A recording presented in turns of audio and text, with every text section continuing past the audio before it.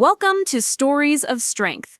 At my nephew Tyler's 8th birthday party, I watched my brother Jake stand up in front of 40 relatives and announce that since I didn't have kids, I wouldn't understand what real sacrifice meant. The room erupted in approving nods and knowing chuckles. My sister-in-law Nicole clinked her plastic cup against his and shouted, "Finally, someone said it. Emma just doesn't count in family decisions anymore." I sat there holding the expensive remote control helicopter I'd bought Tyler, feeling every eye in the room measuring my worth against their definition of family contribution. I smiled, clapped politely, and stayed until the cake was cut. But that evening I made one phone call that would change everything. By Tuesday, Jake's food truck wasn't just closed, it was gone. And by Friday, well, let's just say the family hierarchy looked very different. Before we jump back in, tell us where you're tuning in from, and if this story touches you, make sure you're subscribed, because tomorrow I've saved something extra special for you. My name is Emma Walsh. I'm 32 years old, and I run a digital marketing consultancy that I built from nothing over the past 6 years. If you think this story is about petty family drama, you're only seeing the surface. This is about what happens when people mistake your generosity for weakness, your quiet support for insignificance, and your childless status for a lack of stake in the future. It's about the moment you realize that being the family ATM doesn't make you family, it makes you a resource they'll discard the moment you stop being useful. The Riverside Community Center smelled like industrial carpet and birthday cake when I walked in that Saturday afternoon. 43 people had shown up to celebrate Tyler's 8th birthday, and the decorations screamed Nicole's Pinterest obsession. Superhero tablecloths, elaborate balloon arches, and a candy buffet that probably cost more than some people's rent. I should know, I'd quietly transferred $800 to Jake's account the week before when Nicole called crying about party expenses. Just like I'd been quietly transferring money for the past 2 years, ever since Jake's divorce left him drowning in legal fees and child support payments. The thing about being the successful single sibling in a struggling family is that your worth gets measured in dollars, not devotion. Every holiday gift I brought was scrutinized for its price tag. Every vacation photo I posted triggered comments about how nice it must be to have all that disposable income. When Jake's ex-wife Rachel moved to Seattle and took his daughter Sophia with her, suddenly I became the family's emotional and financial safety net.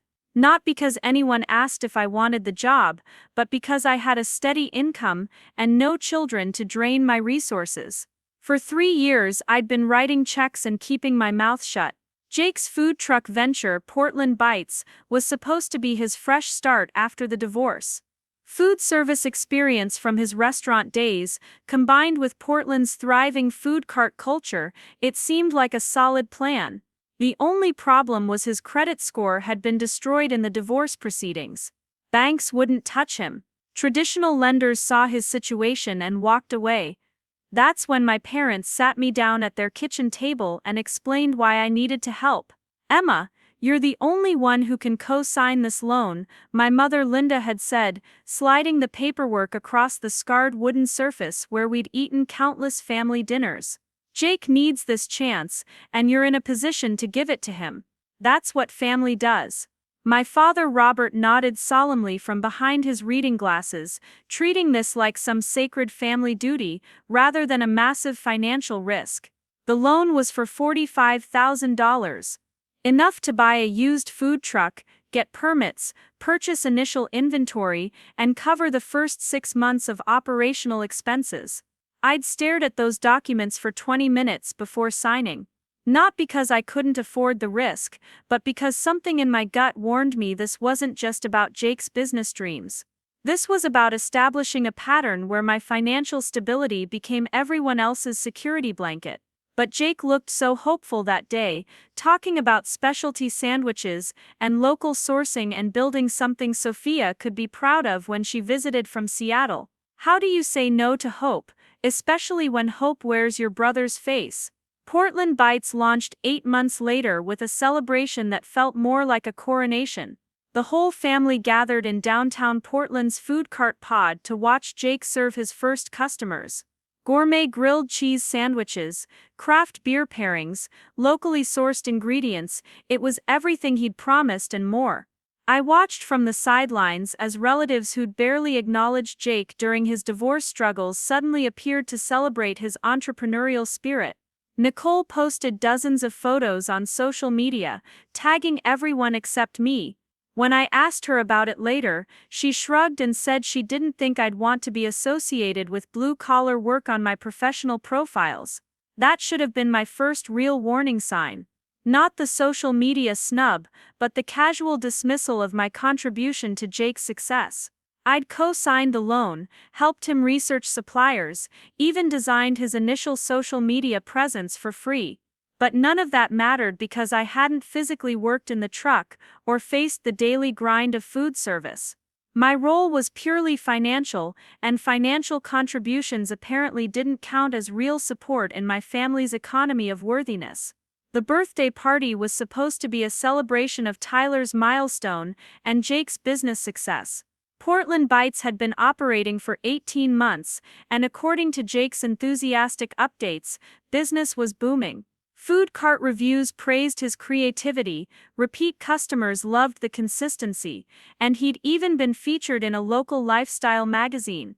Nicole's Instagram feed was a constant stream of proud wife moments, showcasing Jake's media appearances and customer testimonials. From the outside, everything looked perfect.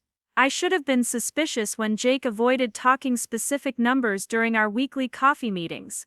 He'd tell me about busy lunch rushes and weekend festival bookings, but when I asked about revenue or profit margins, he'd change the subject to Tyler's school activities or Nicole's photography classes.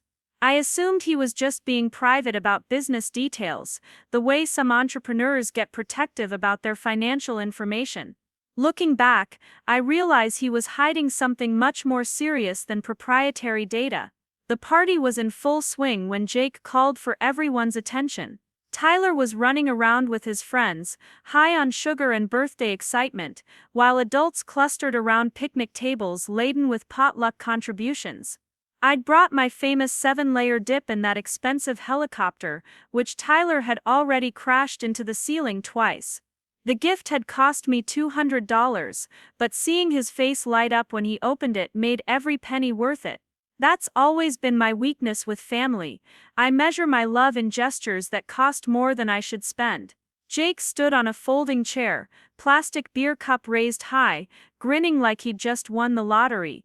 I want to thank everyone for coming out to celebrate my amazing son, he began, voice carrying across the community center. But I also want to talk about what family really means. The room quieted, sensing one of those meaningful moments that would probably end up quoted on Nicole's Facebook page. Family means sacrifice. It means putting your children first, even when it's hard. It means understanding what really matters in life. The speech continued for several minutes, hitting all the expected notes about parenthood, responsibility, and finding purpose through raising children. I listened politely, assuming this was standard birthday party rhetoric about family values. Jake talked about sleepless nights with sick kids, the joy of watching Tyler learn to ride a bike, the way becoming a father had changed his entire perspective on what success meant. It was sweet, if a little heavy-handed for an 8-year-old's birthday party. Then he pivoted. Some people think success is about career achievements or financial. Preparing and narrating this story took us a lot of time, so if you are enjoying it, subscribe to our channel. It means a lot to us. Now back to the story. Freedom. Jake continued, his eyes scanning the room before landing directly on me. But real success is about legacy. It's about creating the next generation and making sacrifices so your children can have better lives than you did. The room hummed with agreement. Several parents nodded knowingly, recognizing the familiar refrain about parenthood being life's ultimate purpose. That's why I'm grateful for everyone here who understands what it means to put family first, Jake said. To all the parents in this room who know that children aren't a burden, they're a blessing that teaches you what unconditional love really looks like. The applause was immediate and enthusiastic. Parents beamed at each other, basking in the validation of their life choices and sacrifices. But Jake wasn't finished. Of course, not everyone can understand this perspective, he added, his tone shifting slightly. Some people prioritize their careers and personal freedom over family responsibilities. And that's their choice. But when it comes to making decisions that affect children, that affect the future of this family, those voices just don't carry the same weight. The room grew quieter, sensing an undercurrent they couldn't quite identify. Nicole stood up from her seat at the head table, plastic cup in hand, face flushed with alcohol and righteousness. Finally, someone said it, she announced loudly enough for everyone to hear. Emma just doesn't count in family decisions anymore. She gestured toward me with her drink, sloshing liquid onto the superhero tablecloth. She doesn't have kids, she doesn't understand what it's like to sacrifice everything for someone else's future. So when we're talking about family priorities, her opinion is just different. The silence that followed was deafening. 43 people turned to look at me, their expressions ranging from uncomfortable embarrassment to outright agreement. I felt my face flush hot, not from anger but from the sudden exposure of being singled out and dismissed in front of everyone I'd grown up with. Cousins who'd borrowed money from me for car repairs, aunts who'd asked me to design wedding invitations for free, uncles who'd requested business advice for their struggling ventures, all of them watching as my worth was publicly reassessed and found wanting. My mother Linda shifted uncomfortably in her folding chair, but she didn't contradict Nicole's statement. My father Robert studied his hands like they held the secrets of the universe. Not one person in that room spoke up to defend me or challenge the premise that childless people somehow mattered less in family decisions. The silence felt like agreement, like 43 people confirming that my financial contributions over the years meant nothing compared to Jake and Nicole's reproductive achievements. I sat there holding Tyler's expensive helicopter, surrounded by relatives who'd benefited from my generosity, but apparently didn't consider me family enough to deserve basic respect. The gift in my hands suddenly felt ridiculous, $200 spent on someone whose parents had just announced I didn't count. The irony was staggering. I'd been financing their family celebrations and supporting their dreams, while being systematically erased from their definition of meaningful family membership. Jake finally broke the silence by raising his cup again. To family, he declared, and everyone dutifully repeated the toast. Everyone except me. I sat there watching my relatives drink to a definition of family that explicitly excluded me, and something inside my chest shifted. Not broke, shifted. Like a gear clicking into a new position, changing the entire mechanism of how I processed their behavior. The party continued around me as if nothing had happened. Tyler went back to playing with his friends, adults returned to their conversations, and someone started cutting the elaborate superhero cake Nicole had ordered from the expensive bakery downtown. I stayed for another hour, playing the role of gracious aunt, helping clean up spilled drinks and collecting scattered wrapping paper. But every interaction felt different now, filtered through the new understanding that my presence was tolerated rather than valued. When Tyler hugged me goodbye, I held him a little longer than usual. This wasn't his fault. He was 8 years old, innocent of the adult politics swirling around him, genuinely excited about his helicopter and grateful for his aunt's attention. But even that moment felt tainted by the knowledge that his parents considered me a peripheral figure in his life, someone whose opinions about his future didn't matter enough to be heard. I drove home through Portland's winding residential streets, past the food cart pod, where Jake's truck had been parked for the past 18 months. Portland Bites was closed on Sundays, the colorful awning rolled up, equipment secured behind metal panels. From the outside, it looked successful, established, permanent. Just like my family relationships had looked before today's revelation. Appearances, I was learning, could be devastatingly misleading. My townhouse on Maple Street felt different when I walked through the door that evening. The silence that usually comforted me after social events now seemed to echo with Nicole's words. Emma just doesn't count in family decisions anymore. I poured myself a glass of wine and sat on my back deck, watching the sunset paint Portland's skyline in shades of orange and pink. Beautiful, peaceful, and utterly solitary. That's when I made the phone call that would change everything.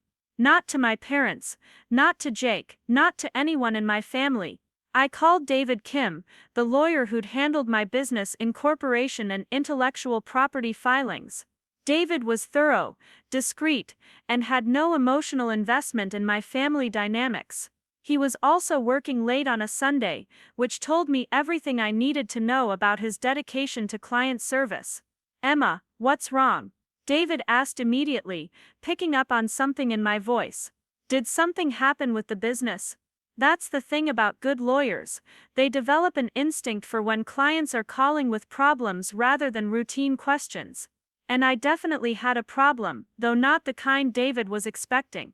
I need to review a loan document. I told him, walking into my home office and pulling Jake's file from the cabinet where I kept all my important papers. A co-signer agreement I signed 2 years ago. I need to understand exactly what options are available to me. The silence on David's end stretched for several seconds as he processed the implications of my request. Emma, are we talking about personal or business matters here? He asked carefully. Because if this involves family relationships, I want to make sure you're thinking clearly about the consequences of any legal action. David had handled enough family disputes to know they rarely ended well for anyone involved, regardless of who was legally right or wrong. We're talking about a $45,000 loan that I co-signed for my brother's food truck business. I replied, my voice steadier than I felt. And I need to know what happens if I decide to exercise any rights I might have as a co-signer. The words felt strange coming out of my mouth, like I was talking about someone else's family, someone else's crisis of belonging and worth. David was quiet for a long moment. I'll need to see the documents, he finally said. Can you scan and email them to me tonight? I'll review everything first thing Monday morning and call you with a complete breakdown of your options. Professional, efficient, non-judgmental, exactly what I needed after a day of emotional manipulation disguised as family values. After I hung up, I sat in my office staring at Jake's loan file. 2 years of monthly payment confirmations, insurance documents, permit renewals, tax filings, a paper trail of my brother's business success built on my financial foundation. Success that apparently didn't count as real family contribution because I'd never changed a diaper or attended a parent-teacher conference. Success that Nicole could dismiss with a plastic cup of beer and a room full of enabling relatives. I opened my laptop and started researching co-signer rights in Oregon. What I found was fascinating and more empowering than I'd expected. Co-signers weren't just passive guarantors of debt, they had specific legal protections and options, especially when the primary borrower's circumstances changed significantly. And Jake's circumstances had definitely changed, though not in ways I'd fully understood until tonight. The deeper I dug into financial regulations and consumer protection laws, the more I realized how naive I'd been about my position in this arrangement. I'd signed those documents, thinking I was simply vouching for Jake's character and providing backup security for the lender. I hadn't understood that co-signing gave me certain rights to information, documentation, and even intervention if the loan terms were being violated or if my financial interests were being threatened. Monday morning couldn't come fast enough. David called me at 9:15 Monday morning with news that was both illuminating and infuriating. Emma, I've reviewed all the documents you sent, and we need to talk in person as soon as possible, he said without preamble. How quickly can you get to my office? The urgency in his voice made my stomach clench with anticipation and dread. I was sitting in David's downtown Portland office within an hour, surrounded by law books and diplomas that usually made me feel confident about legal proceedings. Today they just reminded me how much I didn't know about protecting my own interests. David spread Jake's loan documents across his conference table like evidence in a trial, which in retrospect, they essentially were. Emma, when you co-signed this loan, you became legally entitled to receive copies of all payment records, default notices, and changes to the loan terms. David began, pointing to specific clauses in the paperwork. Have you been receiving these documents regularly? I shook my head, realizing I'd received nothing from the bank since the initial loan approval. That's a problem. A big problem. David pulled out a file folder thick with bank statements and payment records he'd requested that morning. According to the lender, your brother has missed 4 payments in the past 6 months, he continued, his voice growing more serious. The loan is currently in default, and you should have been notified immediately when the first payment was missed. The words hit me like cold water. 4 missed payments. Default status. Information deliberately withheld from me while Jake and Nicole were posting social media updates about business success and birthday party extravaganzas. There's more, David said, pulling out another set of documents. The business registration shows Portland Bites filed for a temporary closure permit 3 months ago. The truck hasn't been operating since then, but the loan payments have continued to be automatically deducted from your account as the cosigner. I stared at him in disbelief. 3 months. Jake had been lying to me for 3 months while I'd been covering his loan payments without knowing it. The financial picture David painted was devastating.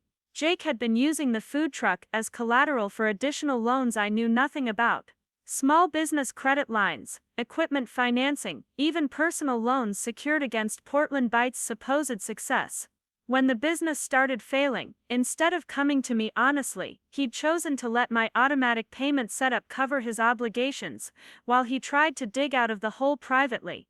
The worst part was that my credit score and financial standing were now tied to his deception. Emma, you have grounds to call the entire loan due immediately, David explained, organizing the documents into neat piles. As a cosigner who wasn't properly notified of default, you have the right to demand full disclosure of all business assets and liabilities. You can also require immediate payment or initiate foreclosure proceedings on the collateral. The word foreclosure made me flinch, but David continued methodically. The food truck, all business equipment, inventory, even the business name and social media accounts, everything is legally accessible to satisfy this debt. I sat there processing the magnitude of Jake's betrayal and my own naivety. While I'd been playing the supportive sister, he'd been playing financial games that put my entire economic stability at risk. While Nicole was announcing that I didn't count in family decisions, they'd been counting on my ignorance to protect them from the consequences of their choices. The irony was so sharp it could have drawn blood. What happens if I exercise these rights?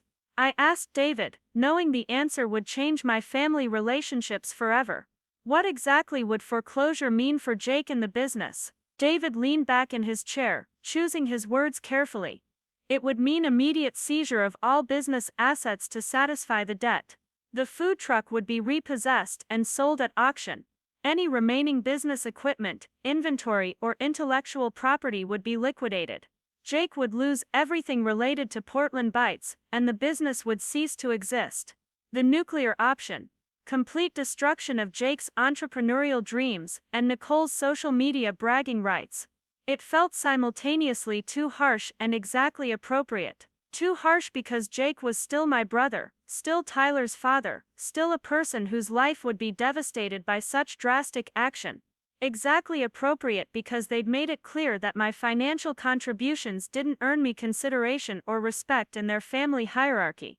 I need time to think about this, I told David, gathering the documents he'd copied from my files. But I want you to prepare all the necessary paperwork for whatever option I choose. I want to be ready to move quickly once I make a decision. David nodded, making notes in his legal pad. I'll have everything drafted by Wednesday. But Emma, once you start this process, there's no going back. Make sure you're prepared for the family consequences, because they'll be permanent. I left David's office with a briefcase full of evidence and a head full of possibilities. The drive back to my townhouse took me past the food cart pod where Portland Bites should have been operating. The empty space where Jake's truck belonged looked abandoned, weeds growing through cracks in the asphalt, a hand-lettered sign apologizing for the temporary closure. Temporary, that word had been covering up 3 months of lies and financial deception. That evening, I did something I'd never done before in my adult relationship with my family. I called Jake directly and asked him to meet me for coffee to discuss business matters. Not family chat, not casual check-ins, not emotional support. Business matters.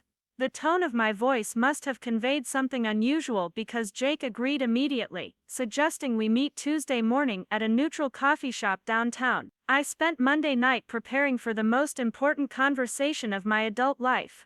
Not preparing emotionally or psychologically, but preparing strategically.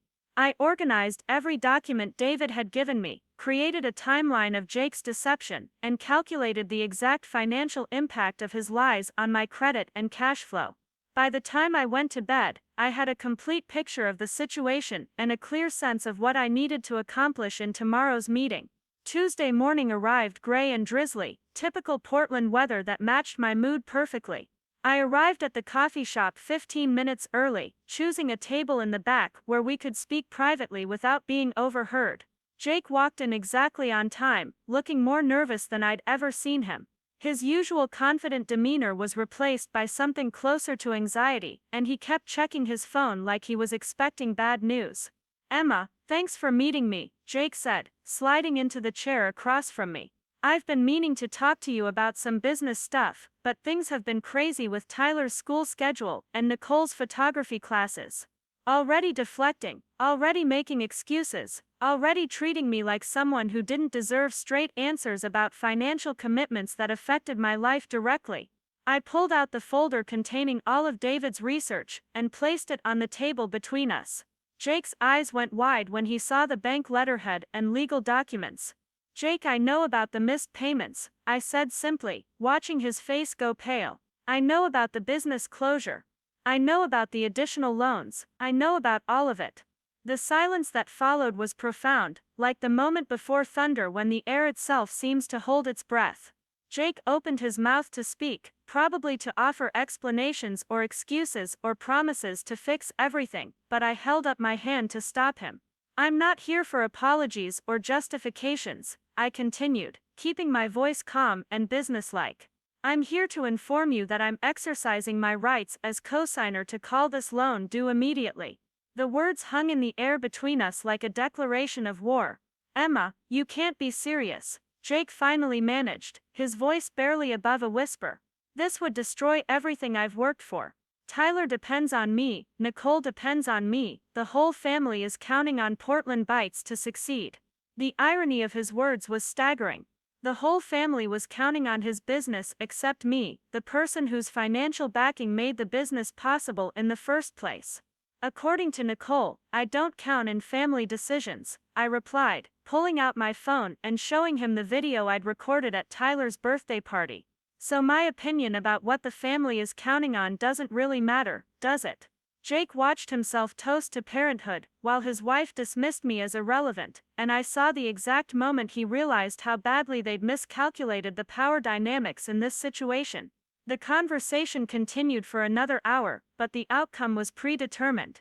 Jake begged, Nicole called and screamed through the speakerphone, my parents were summoned to mediate, and through it all, I remained unmoved. They had made their choice about my value to the family. Now I was making mine about their access to my financial resources. By the time we left that coffee shop, Jake understood that Portland Bites had exactly 72 hours before foreclosure proceedings began. The next 3 days were a masterclass in family manipulation tactics. My parents called hourly, alternating between guilt trips about destroying Jake's dreams and threats about being cut off from family gatherings. Nicole posted passive-aggressive social media updates about betrayal and false loyalty, making sure everyone in our extended family knew I was the villain in their financial crisis. Relatives I hadn't heard from in years suddenly reached out to tell me how disappointed they were in my selfishness. But none of it worked because I'd finally understood something crucial about my family dynamics. They needed me more than I needed them. My worth wasn't determined by their approval or inclusion in their definition of meaningful family membership. My worth was demonstrated by the fact that their comfortable lifestyle depended on my financial stability and generosity. The moment they decided I didn't count, they lost access to the resources that made their counting possible. Friday morning arrived with David's phone call confirming that all legal documents had been filed and Portland Bites assets were officially under foreclosure. The food truck would be repossessed Monday morning, and everything else would follow within the week. Jake's entrepreneurial dreams were ending exactly as my patience with family exploitation had ended, completely and permanently. But this story isn't finished yet.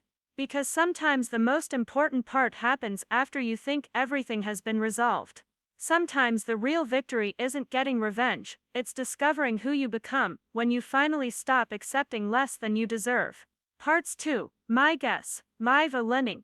The weekend following my meeting with David Kim felt like living in two different realities simultaneously. On the to surface, everything appeared normal. I went grocery shopping at the same Whole Foods where Nicole and I used to bump into each other and complain about Portland's organic food prices. I attended my usual Saturday morning yoga class in the Pearl District, where the instructor still asked about my family with genuine interest. I even drove past the food cart pod on Sunday afternoon, watching other vendors serve lunch to downtown workers who had no idea that one of their regular spots was about to disappear forever. But underneath this veneer of normalcy, I was orchestrating the systematic dismantling of my brother's business empire. Every phone call with David revealed new layers of Jake's financial deception. Every document review exposed another instance where my trust had been weaponized against my own interests. By Sunday evening, I had a complete picture of just how extensively I'd been manipulated, and the scope of the betrayal was breathtaking. Jake hadn't just missed loan payments. He'd been systematically draining the business account while maintaining the facade of success for over 6 months. The food truck's temporary closure permit wasn't temporary at all. It was Jake's way of avoiding health department inspections after he'd stopped paying for required maintenance and insurance. Portland Bites existed only on social media, where Nicole continued posting throwback photos and customer testimonials from happier times, creating an elaborate fiction that kept family members believing in Jake's entrepreneurial recovery. What made the deception particularly galling was how calculated it had been. Jake hadn't stumbled into financial trouble through bad luck or market conditions. He'd made deliberate choices to prioritize appearances over reality, using my automatic loan payments as a safety net that allowed him to spend money on maintaining his lifestyle rather than solving his business problems. The expensive birthday party I'd just endured, complete with professional decorations and premium catering, had been funded by my unknowing subsidization of his failures. David's investigation revealed that Jake had been using Portland Bites business credit to finance personal expenses for months. Dinners at upscale restaurants that Nicole photographed and tagged as business meetings were actually date nights charged to the company account. The photography equipment Nicole claimed was for her freelance career had been purchased through the food truck's vendor accounts. Even Tyler's birthday party expenses had been run through Portland Bites as marketing and community engagement costs, meaning I had effectively paid for the event where my family publicly dismissed my significance. The financial forensics painted a portrait of systematic exploitation that went far beyond simple business failure. This was fraud, committed by people who claimed to love me while treating my resources as their personal emergency fund. Every family gathering where Jake had updated us on Portland Bites' success had been an elaborate performance designed to keep me from discovering the truth. Every time Nicole had posted photos of their comfortable lifestyle, she'd been unknowingly documenting evidence of their theft from my accounts. Monday morning brought the first real consequence of my decision to call the loan due. David filed the foreclosure paperwork at 8:30 a.m., officially starting the clock on Portland Bites' demise. Oregon law required a 10-day notification period before asset seizure could begin, which meant Jake had until Thursday of the following week to either pay the full loan balance or watch everything he'd claimed to build disappear. The notification was served by a professional process server at Jake and Nicole's apartment, ensuring there could be no claim later that they hadn't been properly informed. Jake called me within an hour of receiving the foreclosure notice, his voice shaking with a combination of panic and rage that I'd never heard before. "Emma, you have to stop this," he pleaded, speaking so fast I could barely follow his words. "I can fix everything, I just need more time. The truck isn't really broken, just some maintenance issues. The permits can be renewed, the health department stuff is just paperwork. Give me 2 weeks and I'll have everything back on track." But I'd moved beyond the point where Jake's promises held any weight with me. "Jake, you've had 2 years to keep things on track," I replied, sitting in my home office with David's evidence files spread across my desk like a roadmap of his deception. "You've had 6 months since the first missed payment to tell me the truth. You've had 3 months since the business closure to ask for help honestly. Instead, you chose to lie to me while spending my money on birthday parties and photography equipment." The silence that followed was filled with Jake's labored breathing, like he was running a marathon instead of having a phone conversation. When he finally spoke again, his voice had shifted from pleading to something darker. "You realize this destroys more than just me, right?" he said, his tone carrying an implicit threat. "Tyler loses his father's business, Nicole loses her social media presence, the whole family loses the success story they've been proud of. You're not just hurting me, Emma, you're hurting everyone." This was classic Jake manipulation, the same technique he'd used throughout our childhood to avoid consequences for his actions. Take responsibility for nothing, spread blame everywhere, and make everyone else feel guilty for his choices. The difference was that I was no longer the insecure younger sister who could be manipulated into fixing his problems while accepting blame for their existence. "Jake, you destroyed your business when you chose to steal from me instead of running it honestly," I responded, my voice steadier than I felt. "I'm not hurting anyone, I'm simply stopping my participation in your fraud." Tuesday brought Nicole's turn at family intervention, though her approach was significantly more aggressive than Jake's attempted guilt manipulation. She appeared at my townhouse door at 7 a.m., still wearing pajama pants and flip-flops, her hair uncombed and her eyes red from crying or sleeplessness. She pushed past me when I opened the door, stalking into my living room like she had every right to be there, turning to face me with an expression of pure fury. "How can you destroy your own family like this?" Nicole demanded, her voice echoing off my hardwood floors. "Tyler asks about Uncle Jake's food truck every day, talking about how proud he is of his daddy's business. What am I supposed to tell him when everything disappears? That his Aunt Emma decided money was more important than family loyalty." The irony of Nicole lecturing me about family loyalty while standing in the home I'd bought with money I'd earned through the career she'd dismissed was staggering. I looked at Nicole, really looked at her, and saw something I'd been too polite to acknowledge for years.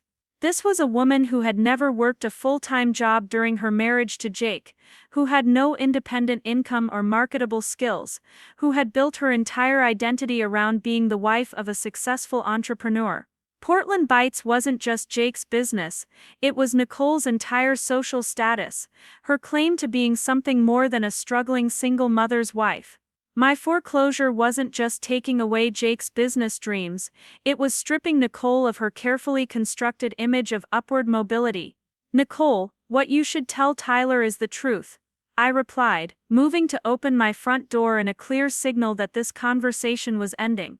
"His father borrowed money to start a business, lied about how it was going, and now the people who lent him the money want it back. That's how business works. That's how adult responsibilities work, and maybe Tyler should learn those lessons now, instead of growing up thinking other people's money is his family's safety net." Nicole's face went white with rage, and for a moment I thought she might actually strike me. Instead, she pulled out her phone and started recording, holding it up like a weapon pointed at my face. "I want everyone to see what you're really like," she hissed, her voice taking on the performative quality she used for her social media posts. "I want everyone to know that Emma Walsh, successful businesswoman, destroyed her brother's dreams because she cares more about money than family. I want Tyler to have proof of who his aunt really is when he grows up and asks why his father's business failed." The recording threat was simultaneously laughable and revealing. Nicole thought she could shame me into submission by threatening to expose behavior I wasn't ashamed of. She thought her social media followers' opinions would somehow override my legal rights or financial interests. Most tellingly, she thought Tyler should grow up believing his aunt was responsible for his father's business failures rather than learning that his father was responsible for his own choices. This was a woman who would rather teach her child to blame others for their problems than teach him accountability for his actions. I walked past Nicole to my front door, opening it wide and standing beside it like a hotel doorman. Nicole, you're welcome to post anything you want about this situation, I said calmly, not even attempting to move away from her phone's camera. I'm sure your followers will be very interested in learning how Jake's business was actually financed and why it really failed. I'm sure they'll have lots of questions about those business dinners and photography equipment purchases that were charged to Portland Bites while the loan payments were being missed. Nicole's recording hand trembled slightly as she realized I wasn't afraid of exposure, I was inviting it. Wednesday brought the heavy artillery in the form of my parents, who appeared at my office building during my lunch hour like a coordinated intervention team. I saw them through my second-floor window, standing on the sidewalk and clearly planning their approach. My father Robert wore his best suit, the navy one he reserved for funerals and serious conversations. My mother Linda had brought her purse, that enormous black leather bag she carried when she expected to be somewhere for a long time. They were dressed for battle, prepared to deploy every parenting technique they'd ever used to maintain peace in our family. I met them in the building lobby rather than invite them upstairs to my office, maintaining the boundary between family drama and professional space. My mother immediately tried to hug me, that automatic gesture of maternal affection that was supposed to soften my resolve and remind me of our emotional connection. I submitted to the hug but didn't return it, keeping my arms at my sides in a clear signal that physical comfort wouldn't solve this situation. Emma, honey, we need to talk about what you're doing to Jake, my mother began, her voice carrying that particular tone of maternal disappointment that had been so effective during my childhood. This isn't like you. You've always been the peacemaker in this family, the one who helps solve problems instead of creating them. Your father and I are worried that you're making decisions based on hurt feelings rather than thinking about what's best for everyone. The characterization of my response as hurt feelings rather than legitimate financial and legal concerns was typical of my family's approach to conflict resolution. Emotional reactions could be dismissed, soothed, or manipulated away. Legal actions based on documented fraud were much harder to counter with guilt and manipulation. My parents had built their parenting strategy around the assumption that their children's problems could always be resolved through family discussions and emotional appeals. They had no framework for dealing with a situation where one child had committed financial crimes against another. Mom, this isn't about hurt feelings, I replied, keeping my voice professional despite the emotional weight of disappointing parents who had raised me to prioritize family harmony above personal interests. This is about $45,000 in loan obligations that Jake defaulted on while lying to me about his business status. This is about legal rights and financial responsibilities that exist whether anyone's feelings get hurt or not. My father stepped forward, assuming the role of family negotiator that he'd played countless times during Jake and my childhood conflicts. Emma, let's talk about solutions instead of problems, Robert said, his voice carrying the authoritative tone that had ended so many sibling disputes over the years. Jake made mistakes, but he's trying to fix them. Families work through difficulties together, we don't destroy each other over money. The phrase over money revealed everything I needed to know about my parents' understanding of the situation. They saw this as a financial dispute that could be resolved through compromise and family loyalty rather than recognizing it as systematic fraud that had violated my trust and threatened my financial security. To them, Jake's behavior was merely mistakes that deserved forgiveness, while my legal response was family destruction motivated by greed. Dad, Jake didn't make mistakes, I said, pulling out my phone and showing them the folder of evidence David had compiled. Jake committed fraud. He lied about his business status while using my credit and my automatic payments to fund his lifestyle. He put my financial security at risk to avoid taking responsibility for his choices. Those aren't mistakes, those are crimes. My father's face went pale as he scrolled through the documentation of Jake's deception, seeing for the first time the extent of his son's financial misconduct. The conversation continued for over an hour, moving from the building lobby to a nearby coffee shop as my parents processed the evidence I'd been carrying alone for days. I watched their expressions change from disappointment in my selfishness to shock at Jake's systematic deception to something approaching understanding of my position. By the time we parted ways, they weren't supporting my decision, but they were no longer actively opposing it either. They left looking older than when they'd arrived, carrying the weight of realizing that one of their children had seriously wronged the other in ways that couldn't be fixed with family meetings and emotional appeals. Thursday morning arrived with news that changed the entire trajectory of the situation. David called me at 8:15 with updates from his overnight research into Jake's financial activities. "Emma, you need to get down here immediately," he said, his voice carrying an urgency that made my stomach clench with anticipation. "I've found something that makes the foreclosure look like the least of Jake's problems. We need to discuss criminal charges." I was in David's office within 30 minutes, finding him surrounded by even more paperwork than usual. The conference table looked like a crime scene investigation, covered with bank statements, credit reports, business filings, and printouts of social media posts. David had clearly been working through the night, following financial trails that led to discoveries much more serious than simple loan default. "Emma, Jake hasn't just been lying to you about Portland Bites," David began, organizing documents as he spoke. "He's been using the business as a front for money laundering and tax evasion. The additional loans he took out against the food truck were never reported to the IRS as business income. He's been operating a cash business on the side, running money through Portland Bites accounts to make it look legitimate, then withdrawing it for personal use." The scope of Jake's criminal activity was staggering.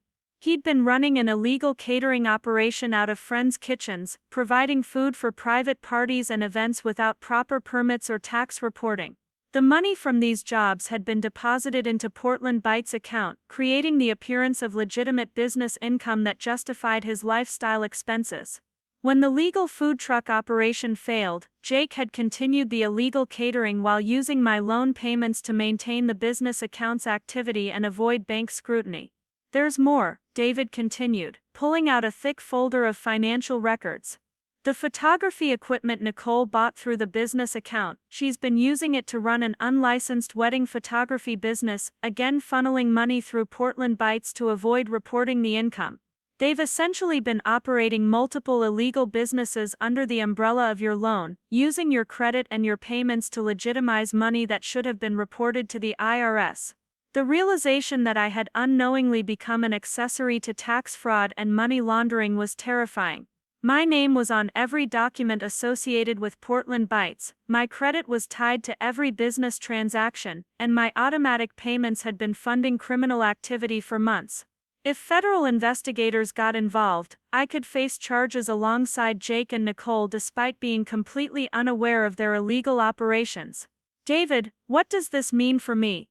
I asked, my voice barely steady as I contemplated the possibility of criminal charges stemming from my attempt to help family members. "Can I be held responsible for their illegal activities just because I co-signed the original loan?"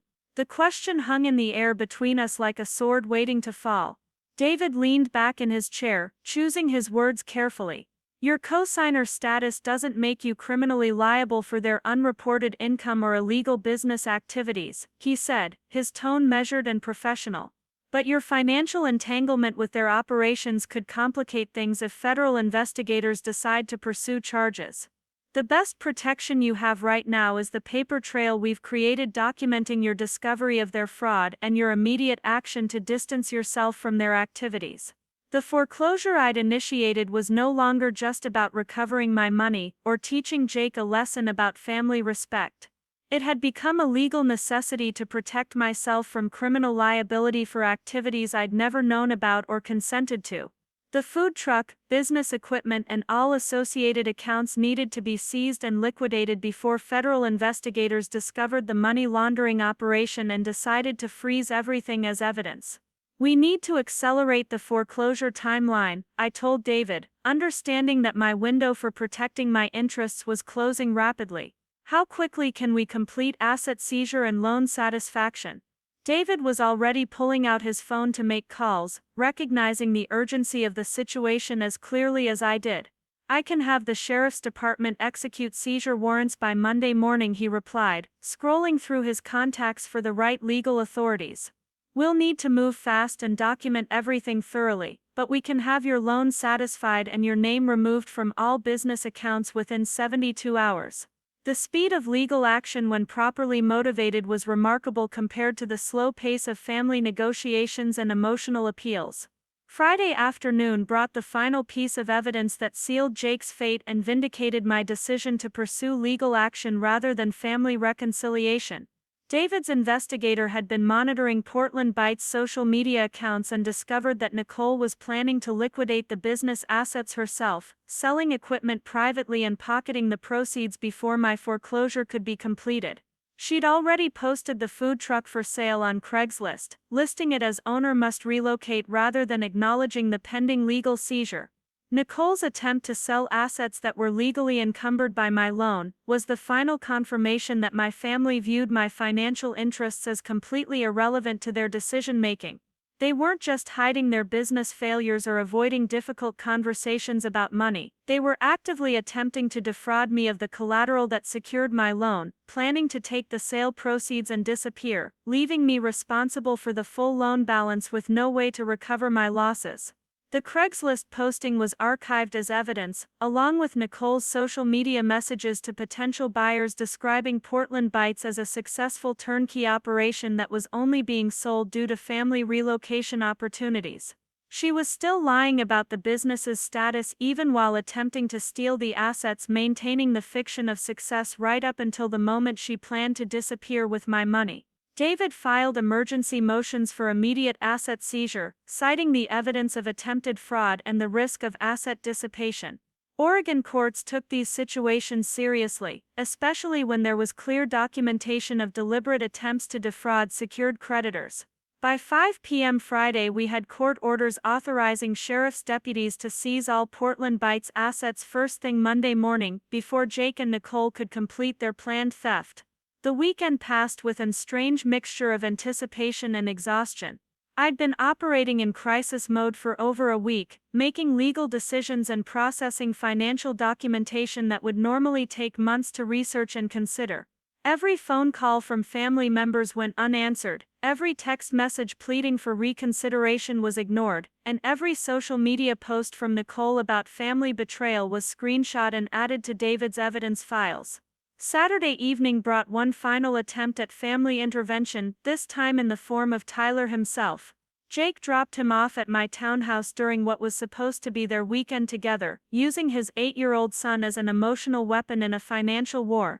Tyler stood on my front porch holding a handmade card, his eyes red from crying, clearly having been coached to deliver a message designed to break my resolve.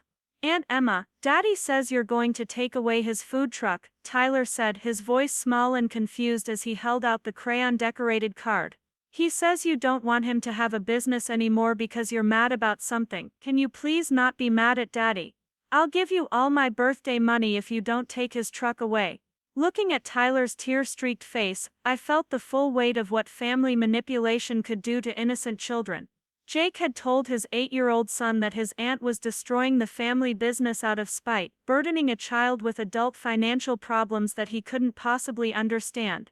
Rather than explaining his own choices or taking responsibility for his actions, Jake had turned his son into a messenger carrying guilt and confusion about situations that should never have involved him.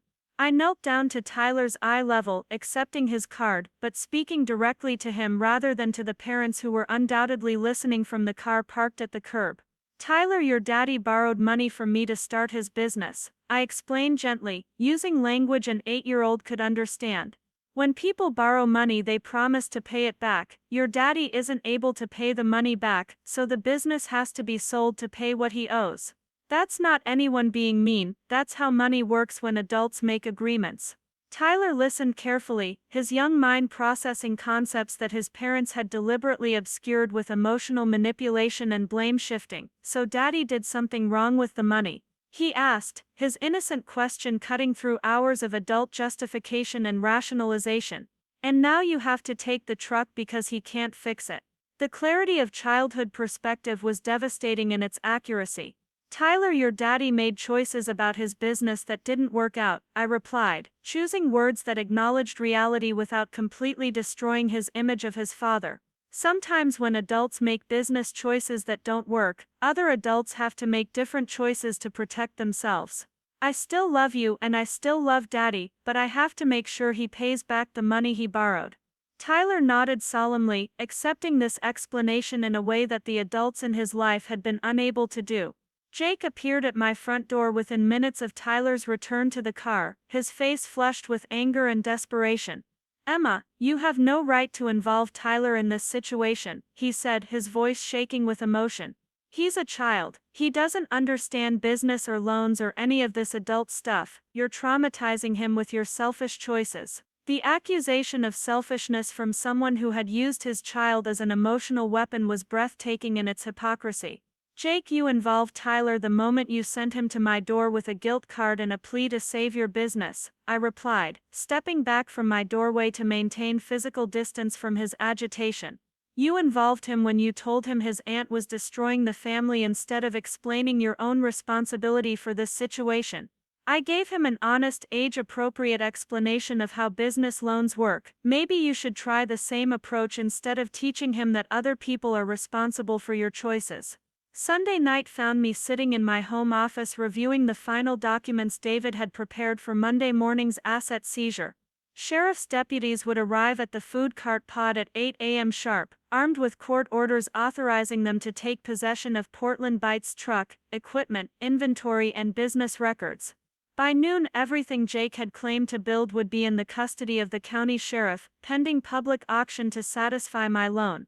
The legal documents were thorough and unforgiving, reflecting the seriousness of Jake's fraud and the court's recognition of my rights as a secured creditor. Every asset connected to Portland Bites would be seized, every business account would be frozen, and every piece of equipment would be cataloged for sale. Jake would lose not just his food truck but his commercial cooking equipment, his inventory, his business permits, even his social media accounts and customer databases. Portland Bites would cease to exist in every measurable way. As I prepared for bed that Sunday night, I felt something I hadn't experienced since Tyler's birthday party the week before. Peace, not happiness, not satisfaction, not revenge, just peace. The constant anxiety of worrying about Jake's financial problems was gone. The guilt of never doing enough to help family members was lifted. The fear of confrontation with relatives who took my generosity for granted had evaporated.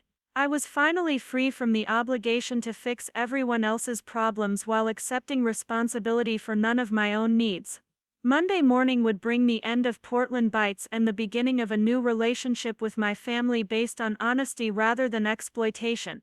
Jake and Nicole would learn that actions have consequences, my parents would understand that family loyalty requires mutual respect, and Tyler would grow up with a more realistic understanding of how adult responsibilities work. None of these were outcomes I would have chosen 6 months ago, but they were outcomes I could accept as necessary for my own emotional and financial health. The irony was not lost on me that a family birthday party designed to celebrate childhood milestones had triggered events that would teach everyone involved some very adult lessons about accountability, respect, and the true cost of taking other people's generosity for granted. Tyler's 8th birthday would be remembered as the day his family learned that love and money are separate currencies, and that confusing the two can destroy both. Part 6, Meter. 10. The reckoning Monday morning arrived with the kind of crisp October air that makes Portland famous, clear skies stretching across the city like a promise of clarity after weeks of confusion and betrayal.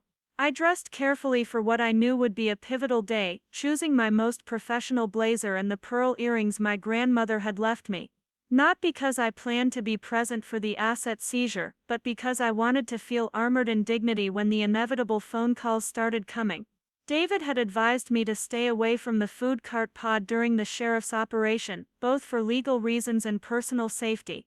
Desperate people make unpredictable choices, and Jake's behavior over the past week had shown increasingly poor judgment. I would monitor the situation from my office, receiving updates from David and the court-appointed asset manager who would oversee the seizure and inventory process. At 7:45 a.m., my phone buzzed with a text from David confirming that the sheriff's deputies were in position at the food cart pod.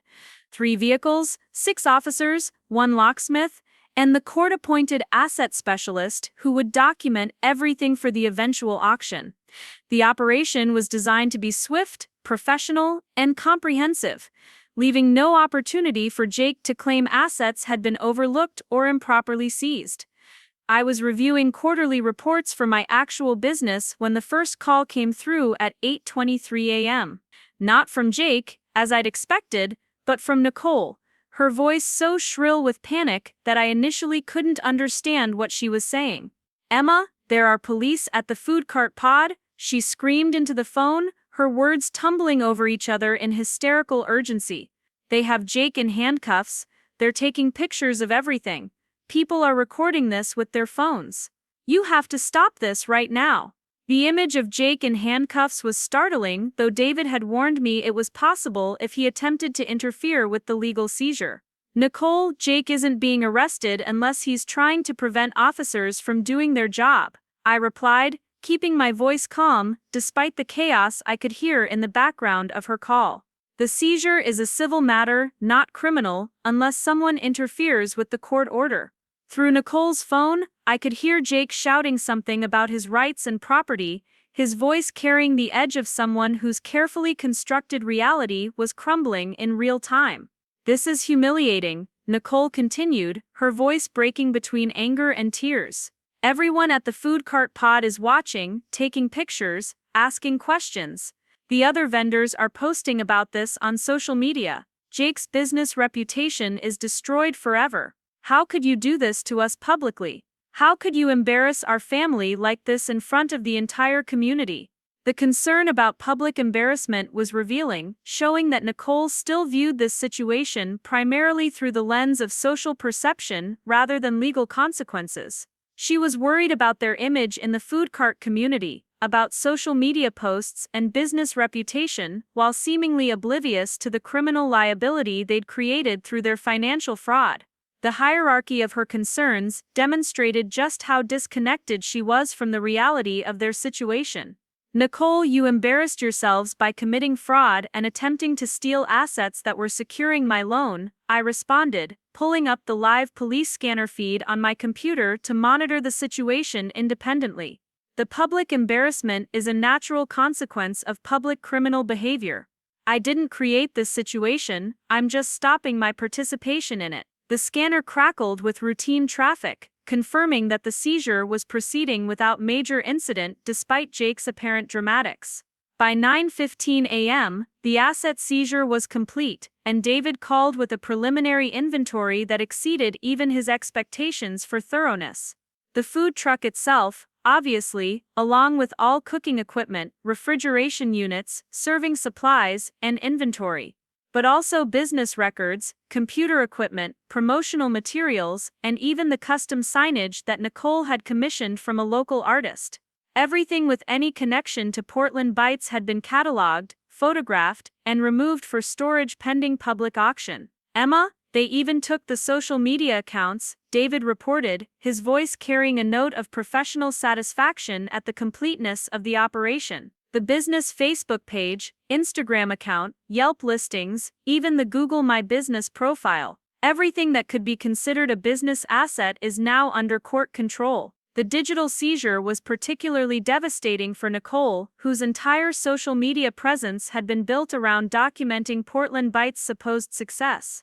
The psychological impact of losing their online presence would be immediate and lasting. Nicole's Instagram account, which had showcased their lifestyle and business achievements to hundreds of followers, was suddenly filled with gaps where Portland Bites content had been removed. The Facebook page that had announced special menus and festival appearances was frozen, displaying a court notice about pending legal proceedings. Even the Google reviews and ratings that had taken months to accumulate were now associated with a business entity under legal seizure. Jake's second call came through around 10 a.m., his voice completely different from Nicole's hysterical panic. He sounded hollow, defeated, like someone who had finally grasped the full magnitude of his situation. "Emma, they took everything," he said quietly, his words carrying the weight of someone surveying the wreckage of their life. "The truck, the equipment, even the laptop with all my recipes and supplier contacts. 20 years of restaurant experience, 2 years of building this business, gone in 2 hours."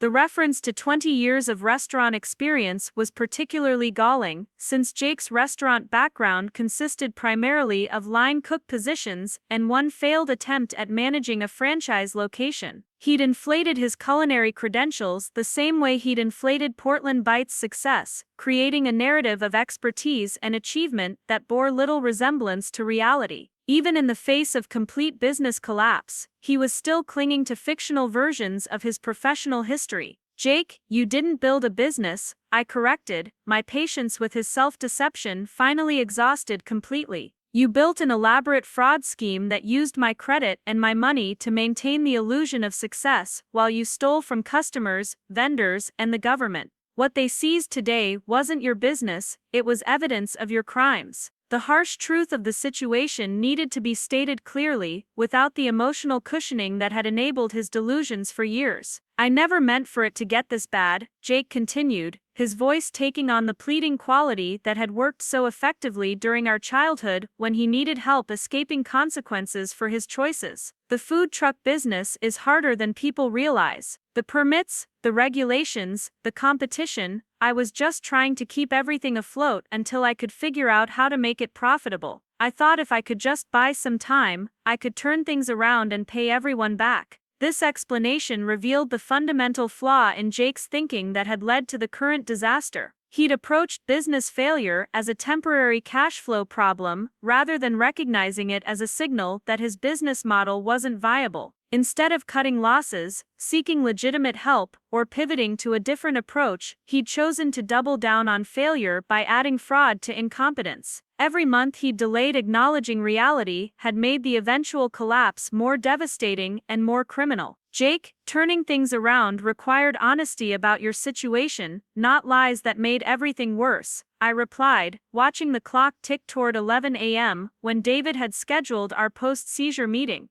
"You had opportunities to ask for help legitimately, to restructure the business, to even close it responsibly and minimize everyone's losses. Instead, you chose to steal money and lie to the people who trusted you. Those weren't business decisions, those were character decisions." The conversation with Jake continued for another 20 minutes, covering the same circular ground of blame shifting, excuse making, and reality avoidance that had characterized our family dynamics for decades. He wanted me to believe that his criminal behavior was somehow a symptom of external pressures rather than personal choices. He needed me to accept responsibility for his consequences rather than acknowledging his responsibility for his actions. By the time I ended the call, I felt the exhaustion that comes from trying to have rational conversations with people who have abandoned rational thinking. Tuesday brought news that shifted the entire situation from civil asset recovery to potential criminal prosecution. David called early with updates from his contacts in the district attorney's office, who had been monitoring the Portland Bites investigation since Monday's seizure.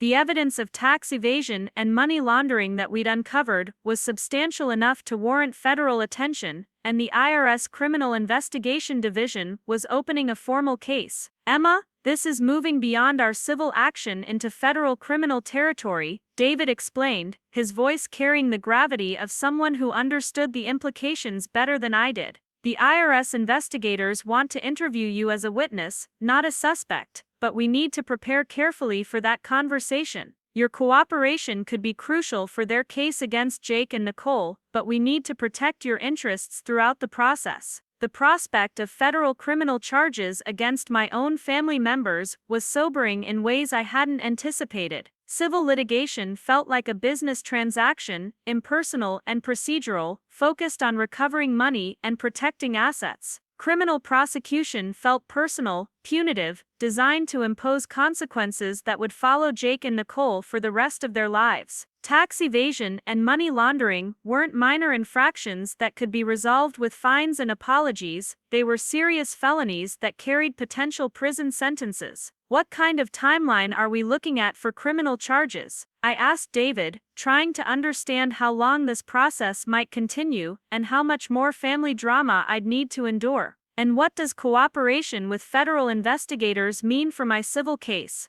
The intersection of civil and criminal proceedings was complex enough to require careful coordination between my attorney and federal prosecutors. David pulled out a thick folder of federal statutes and procedural guidelines, the kind of research that kept attorneys busy through long nights and weekend work sessions. Federal tax cases typically take 18 to 24 months from investigation to trial, he explained, organizing documents as he spoke. But your civil case is separate and can proceed independently. We should have your loan satisfied and assets liquidated within 60 days, regardless of what happens with criminal charges. The timeline meant another 2 years of potential family conflict, federal investigations, and media attention that could affect my business and personal life. Every client meeting, every networking event, every social situation would carry the risk of questions about my family's criminal behavior and my role in exposing it.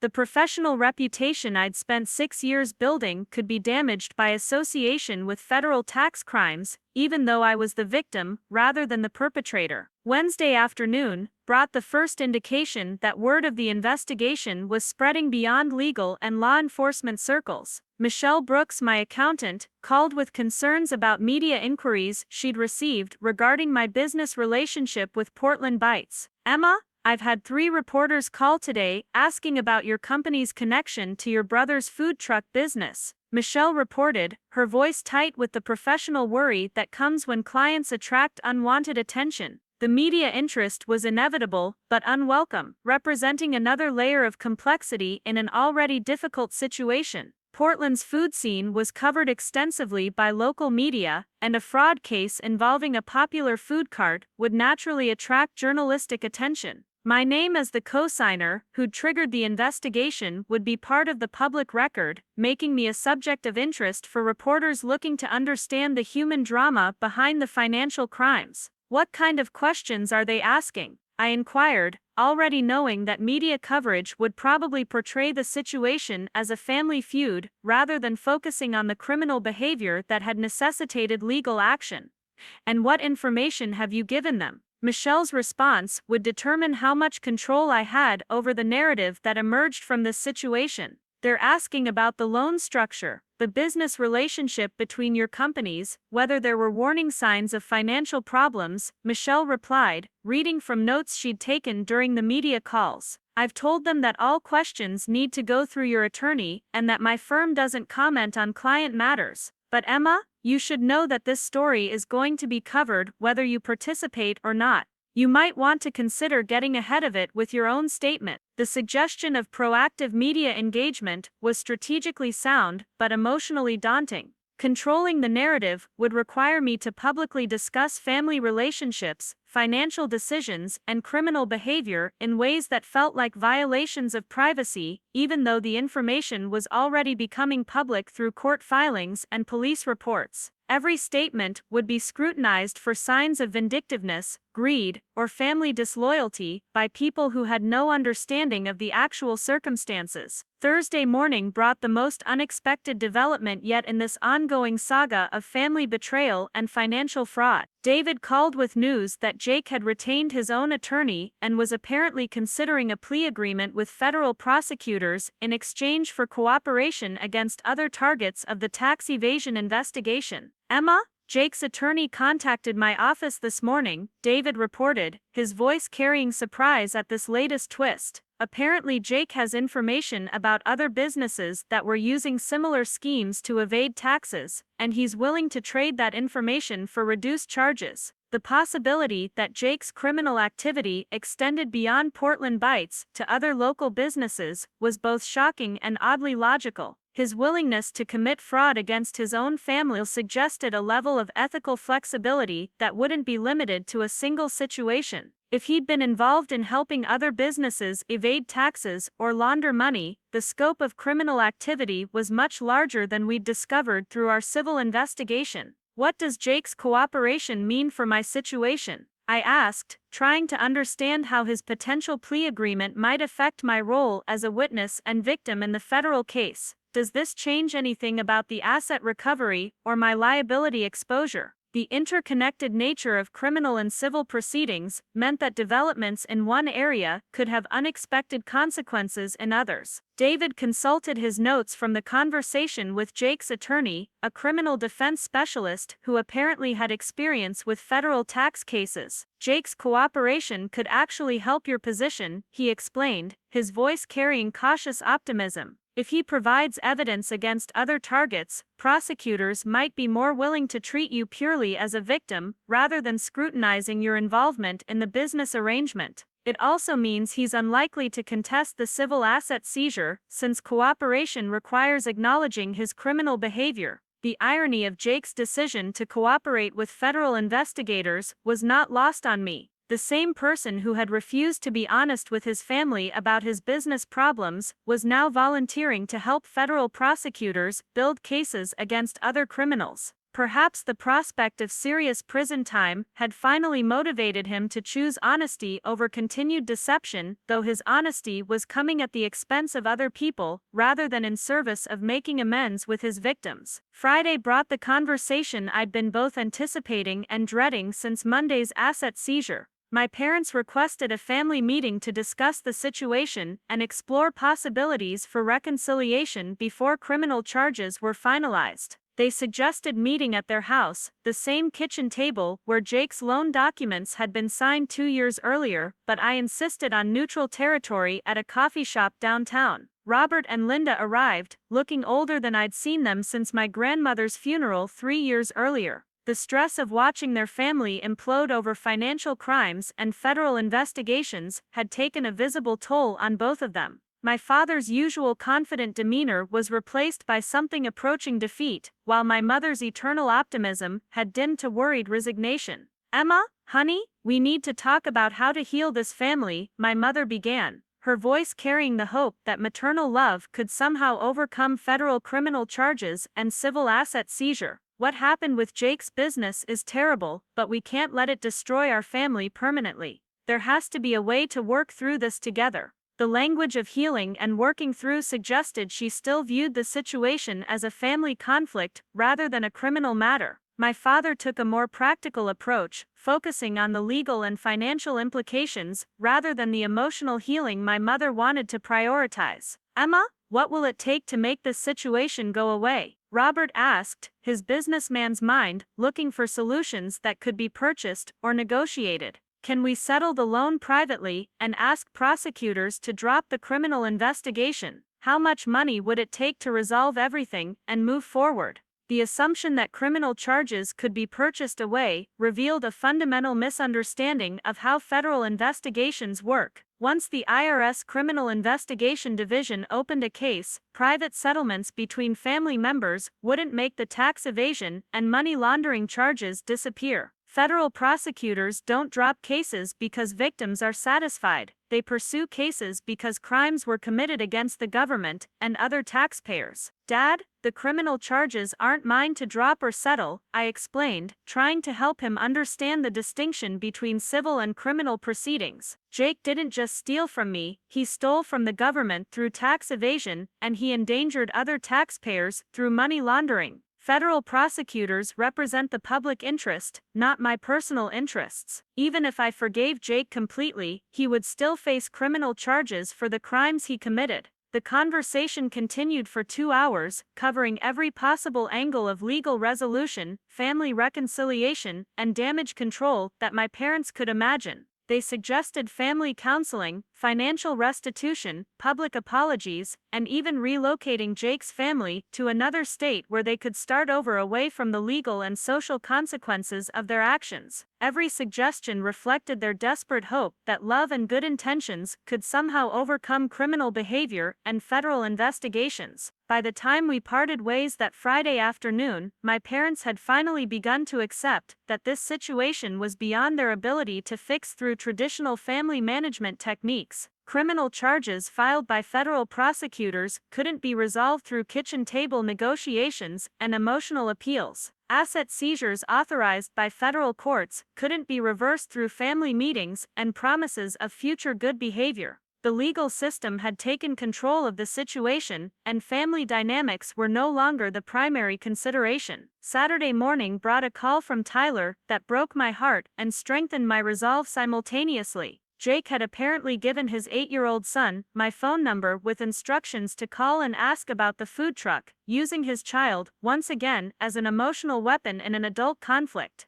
"Aunt Emma, Daddy says the police took his truck because you told them to," Tyler said, his young voice confused and hurt in ways that no child should have to experience. The conversation with Tyler was the most difficult part of this entire ordeal, requiring me to explain adult criminal behavior and legal consequences to a child whose father had chosen to burden him with information he couldn't possibly process appropriately. "Tyler, your daddy's truck was taken because he didn't pay back money he borrowed, and because he didn't follow the rules that businesses have to follow," I explained gently, trying to provide honest information without completely destroying his relationship with his father. "Did Daddy do something really bad?" Tyler asked, his question cutting through all the adult rationalization and excuse-making with the clarity that only children possess. "Is that why he can't have his truck anymore? Is that why Mommy cries all the time now?" The innocent directness of his questions revealed the real victims of Jake and Nicole's choices, the children who would grow up with the consequences of their parents' criminal behavior. "Tyler, your daddy made some mistakes with his business that broke important rules," I replied, choosing words that acknowledged reality without being age-inappropriately harsh. When adults break business rules, there are consequences, just like when children break school rules. The truck being taken away is one of those consequences, but you didn't do anything wrong, and this isn't your fault, or your responsibility to fix. The conversation ended with Tyler's tearful promise to be a good boy so that maybe his daddy's truck could come back, a heartbreaking misunderstanding of how criminal justice works. Sunday evening found me sitting in my home office, reviewing the events of the most challenging week of my adult life. In 7 days, I'd gone from being the family's financial safety net to being the family's primary adversary.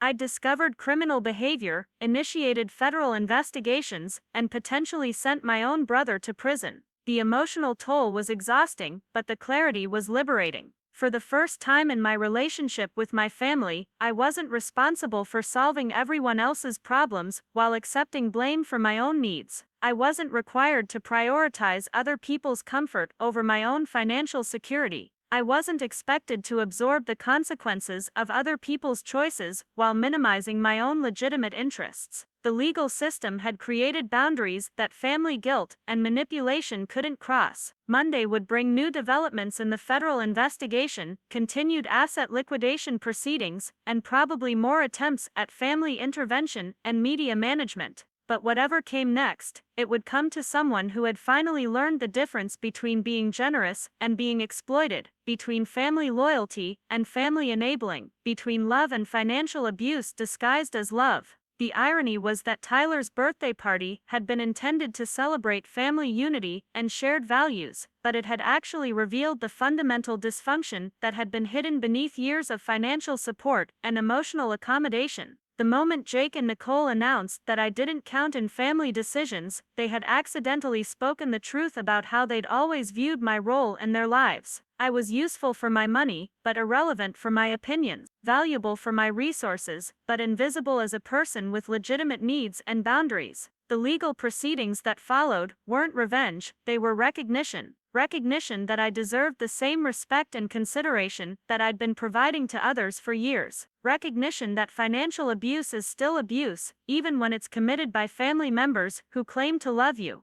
Recognition that enabling other people's irresponsible behavior doesn't help them grow, it helps them avoid the consequences that might motivate real change. As I prepared for bed that Sunday night, I felt something that had been missing from my life for months: pride in my own choices. Not pride in being vindictive or punitive, but pride in finally having the courage to protect my own interests and enforce my own boundaries. Pride in choosing honesty over comfort, justice over peace, self-respect over family approval. Pride in becoming the kind of person who wouldn't accept less than she deserved, even from people she loved. The birthday party, where I was told I didn't count, had become the beginning of a new life, where I finally learned to count myself among the people worthy of my own consideration and care. And that transformation, however painful its birth, was worth every uncomfortable conversation, every federal investigation, and every family relationship that couldn't survive the requirement of mutual respect. Parts 11.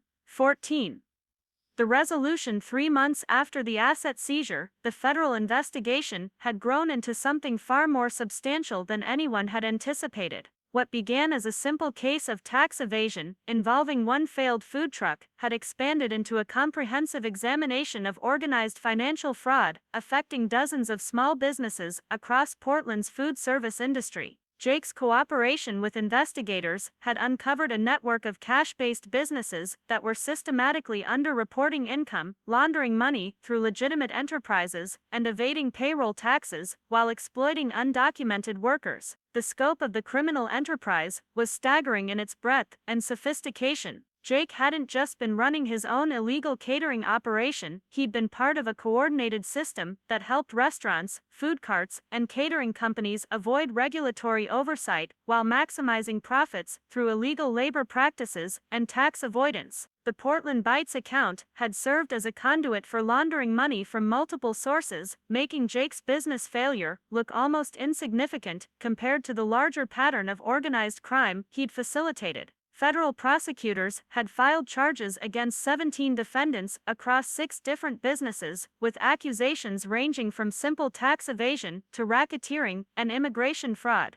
Jake's willingness to testify against his former associates had earned him a plea agreement that reduced his potential prison sentence from 15 years to 36 months, but it had also made him a target for retaliation from people who had much more to lose than a failed food truck operation. The danger became real on a Tuesday morning in January when David called with news that Jake's family was being relocated under federal witness protection protocols. Someone had left threatening messages on Nicole's voicemail, and federal marshals had discovered evidence of surveillance around Tyler's school. The same criminal network that had helped Jake evade taxes was now considering violence to prevent his testimony from destroying their entire operation. Emma, this situation has escalated beyond anything we anticipated when we started civil asset recovery, David explained during our emergency meeting at his office. Jake's cooperation has put his entire family at risk, and federal authorities are taking the threats seriously enough to relocate them permanently. Tyler will finish the school year in a different state, under a different name. The image of my 8-year-old nephew being forced into witness protection because of his father's criminal associations was heartbreaking in ways I hadn't prepared for. The witness protection relocation meant that my family relationships weren't just damaged, they were effectively ended. Jake, Nicole, and Tyler would disappear into federal custody, emerging eventually with new identities in a location I would never know. My parents would lose contact with their grandson, possibly permanently, and I would never have the opportunity to explain to Tyler why his aunt had been forced to make choices that destroyed his father's life and separated their family. What about my parents? I asked David, suddenly realizing that Robert and Linda were also potential targets for anyone seeking leverage against Jake's testimony. Are they at risk from these people? Do they need protection too? The possibility that my decision to enforce loan terms had put my elderly parents in danger added another layer of guilt to an already complex situation. David consulted his notes from conversations with federal prosecutors who were managing the overall investigation. The marshals don't believe your parents are at significant risk, he reported, though his tone suggested this assessment could change if the threat level escalated.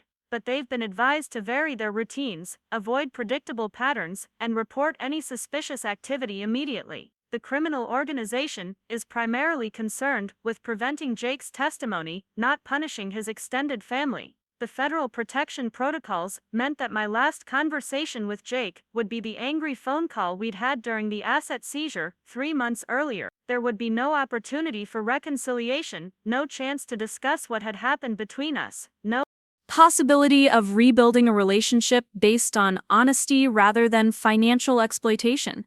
Whatever closure I needed from this situation would have to come from sources other than family forgiveness or understanding.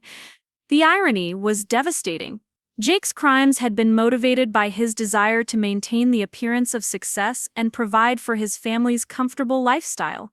The consequences of those crimes had destroyed his business, separated him from his extended family, and now threatened the safety of the very people he'd claimed to be protecting.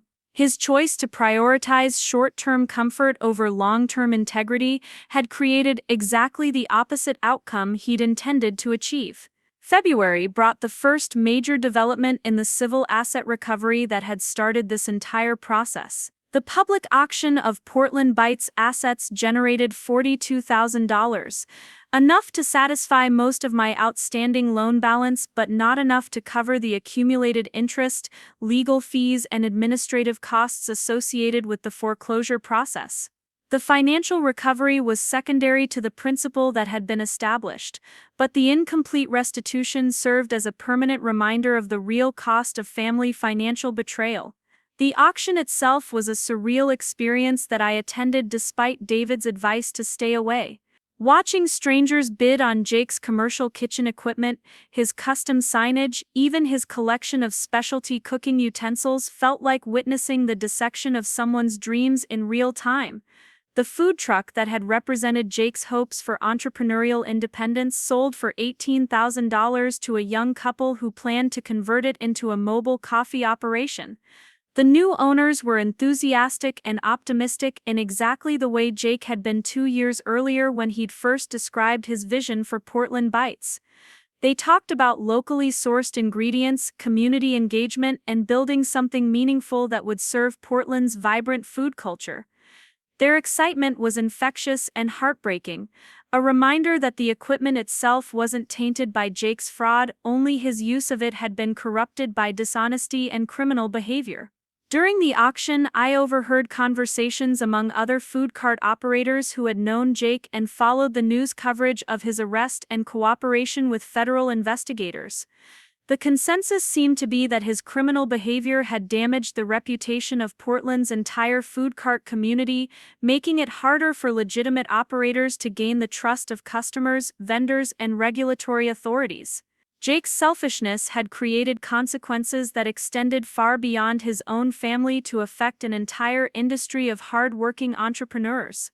March arrived with news that fundamentally changed my understanding of my role in this entire situation. David called with information from federal prosecutors that Jake had been planning to declare bankruptcy and disappear with whatever assets he could liquidate before I'd initiated the foreclosure process.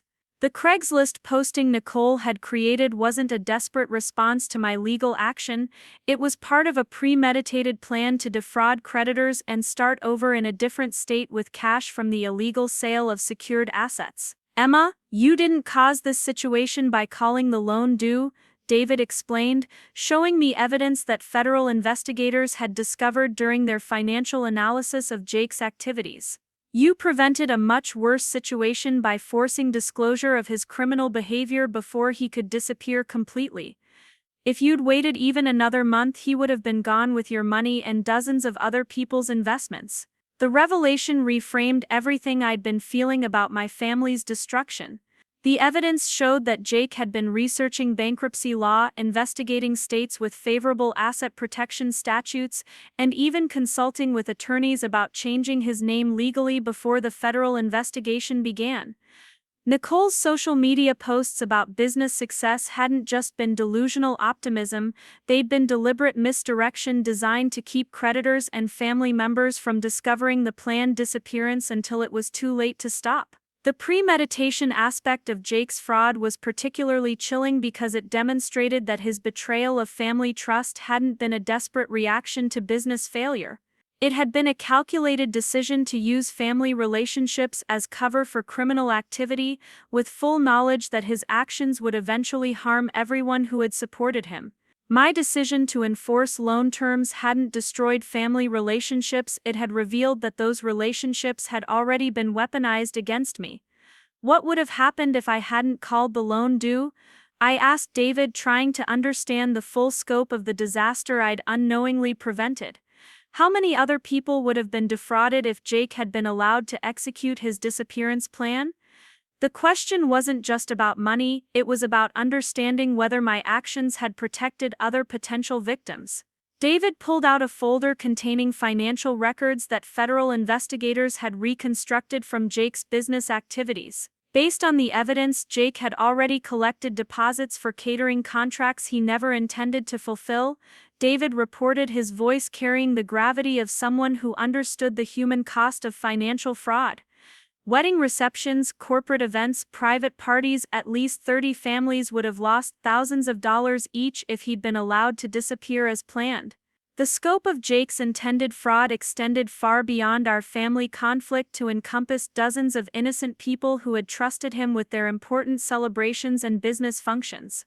Brides who had planned their dream weddings around Portland Bites catering services, companies that had arranged employee appreciation events, families who had booked anniversary parties, all of them would have been devastated by Jake's planned disappearance with their deposits and their trust.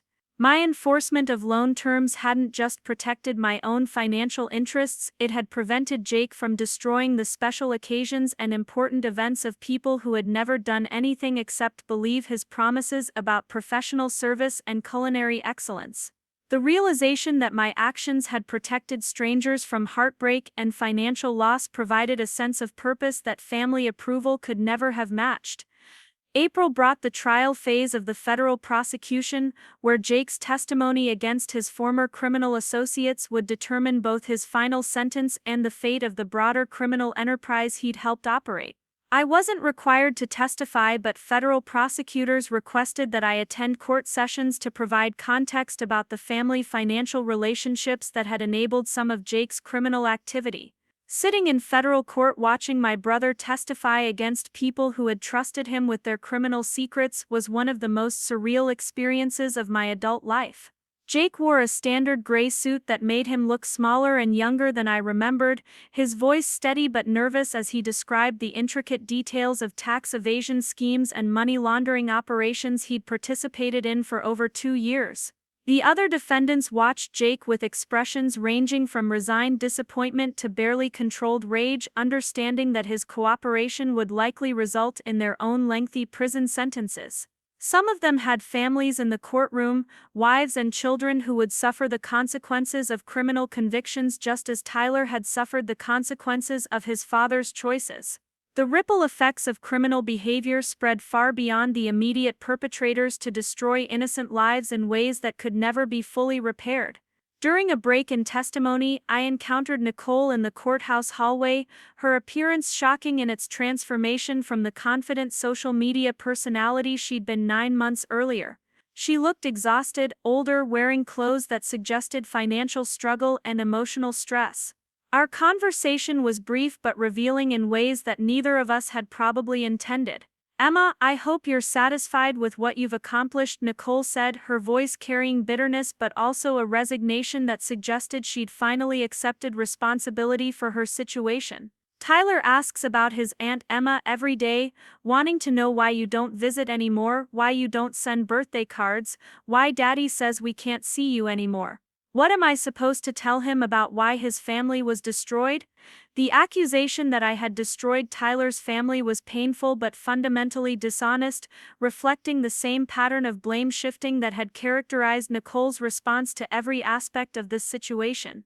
"Nicole, Tyler's family was destroyed when you and Jake chose to commit crimes using my money," I replied, keeping my voice calm despite the emotional weight of discussing my nephew's confusion and pain.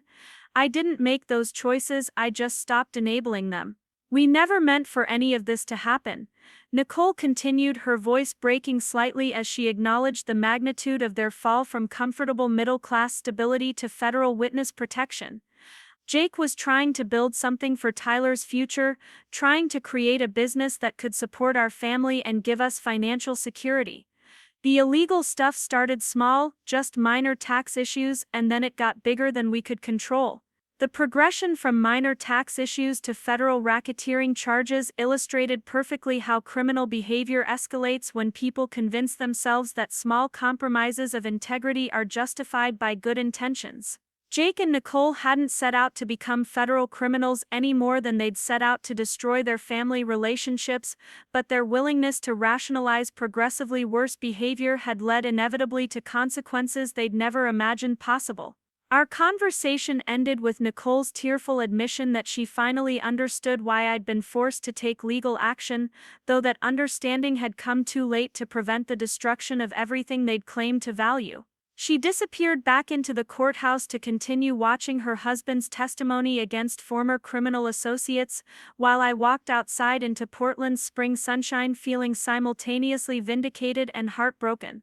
The trial concluded in May with convictions for all defendants except those who had negotiated plea agreements in exchange for cooperation. Jake's testimony had been crucial for securing guilty verdicts against the organizers of the criminal enterprise, earning him the reduced sentence federal prosecutors had promised. 36 months in federal prison followed by 3 years of supervised probation, during which he would be prohibited from operating any business without approval from his probation officer. The sentences for other defendants ranged from 5 to 12 years, reflecting their roles in the criminal organization and their refusal to cooperate with federal investigators. Several of them had been operating illegal schemes for over a decade, generating millions of dollars in unreported income while exploiting vulnerable workers and defrauding government agencies.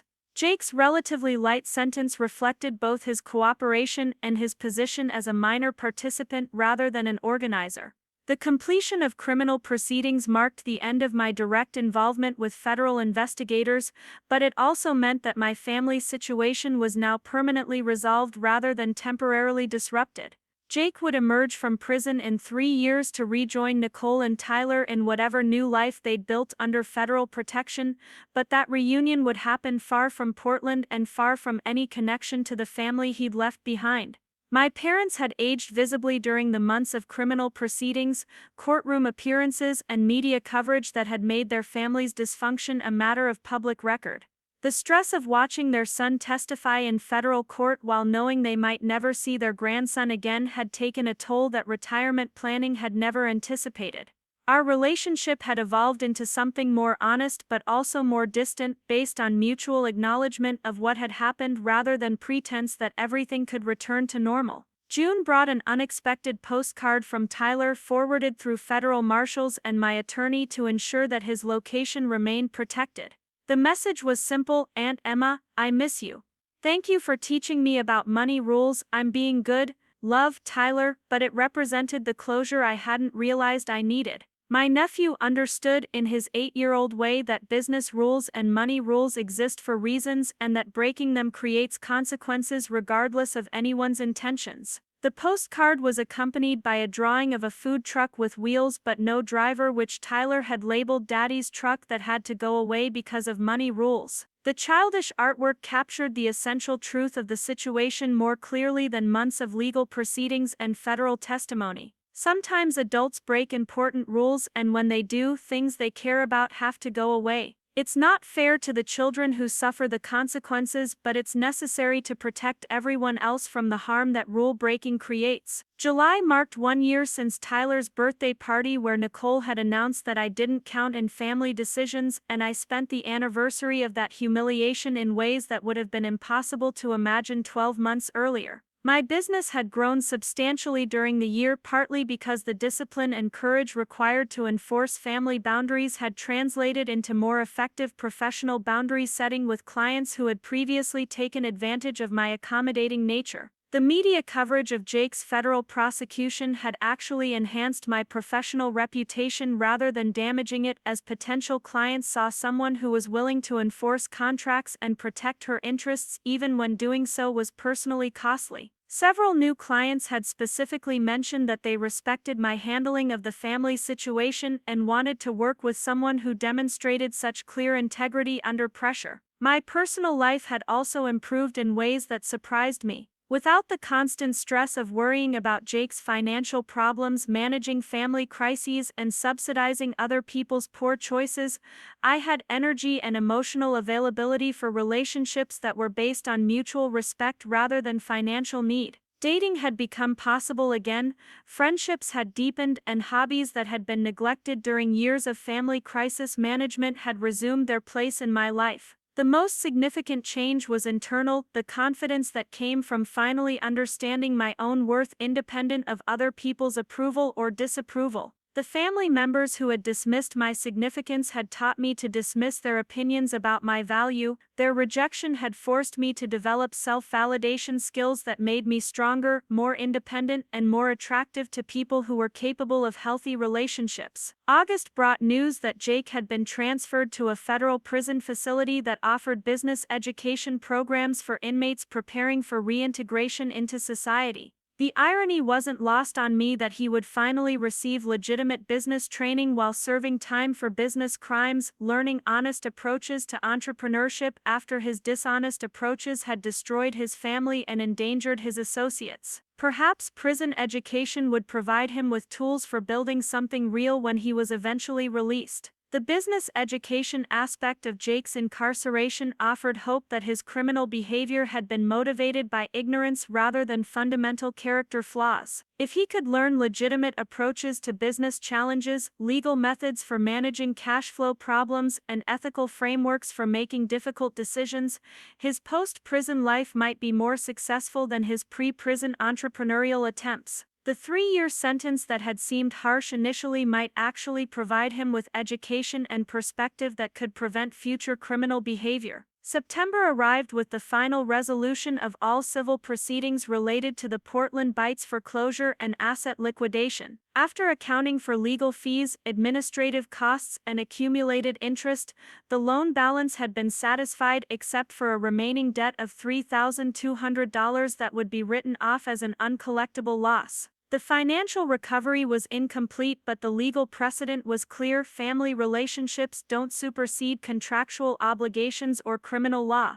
The incomplete financial recovery was actually preferable to complete restitution because it served as a permanent reminder of the true cost of family financial exploitation. Every time I reviewed my annual financial statements and saw the write-off amount, I would remember the lesson that generous family members learn when their generosity is weaponized against them. The $3,000 represented the price of education about the difference between helping family and enabling criminal behavior. October brought the most unexpected resolution of this entire saga when my parents called to request a family dinner for the first time since Jake's arrest 18 months earlier. They had spent the intervening months processing their role in enabling Jake's criminal behavior, attending counseling sessions focused on family financial boundaries, and reaching their own conclusions about what had happened to their family relationships. The dinner conversation was unlike any family interaction I'd experienced during my adult life because it was based on acknowledgement of reality rather than management of emotions. My parents had finally accepted that Jake's criminal behavior wasn't a symptom of external pressures or family dysfunction. It was a choice he'd made repeatedly despite having access to legitimate alternatives and family support.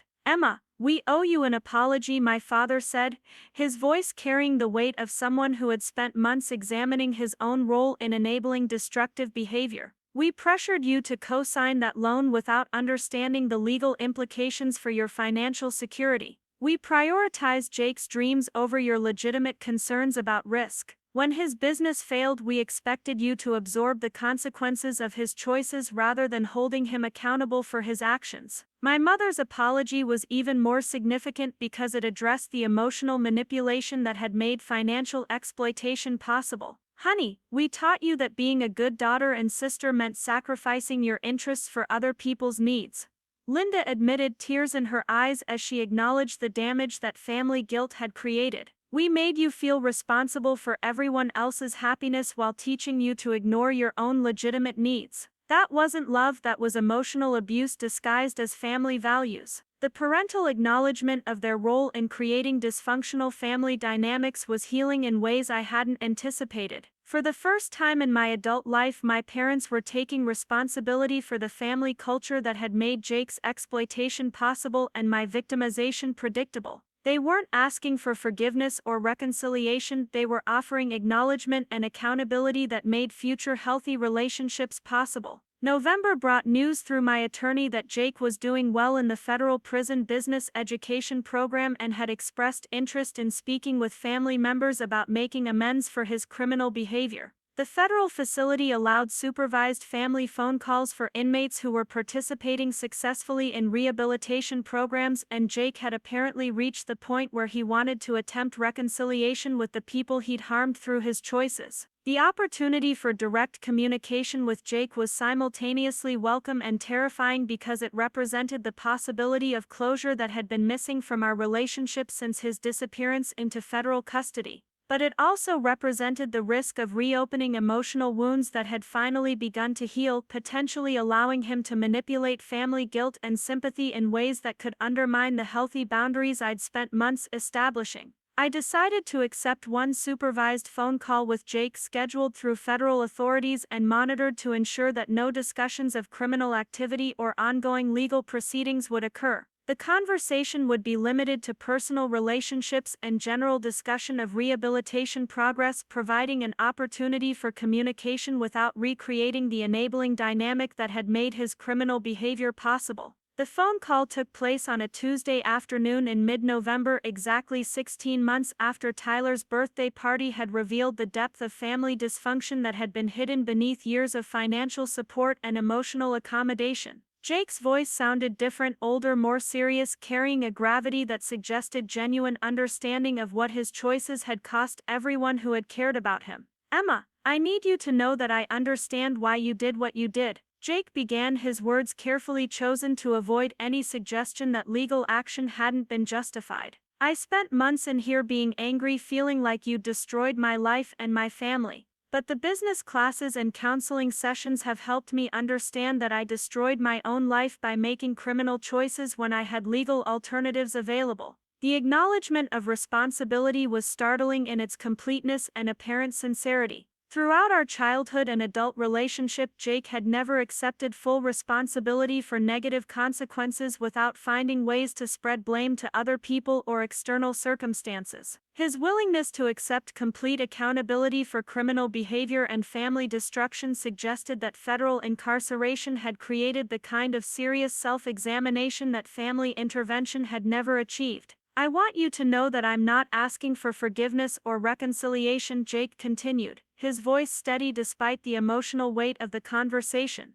"I'm not asking you to restore financial support or family relationships that I destroyed through my own choices. I'm just asking you to know that I finally understand the difference between being a victim of circumstances and being responsible for consequences that result from my own decisions." The conversation continued for 30 minutes, covering Jake's progress in business education classes, his development of legitimate job skills that could support his family after his release, and his understanding of the legal and ethical frameworks that should have guided his business decisions from the beginning. He spoke about Tyler's adjustment to their new life, Nicole's progress in developing her own job skills, and their family's slow recovery from the trauma of federal prosecution and witness protection. Most significantly, Jake expressed genuine gratitude for my enforcement of loan terms that had prevented him from executing his planned disappearance with fraudulent assets. "Emma, if you hadn't stopped me when you did, I would have stolen money from dozens of families and probably ended up with a 20-year sentence instead of 3 years," he acknowledged, his voice carrying the weight of someone who had finally grasped the full scope of consequences he'd been headed toward.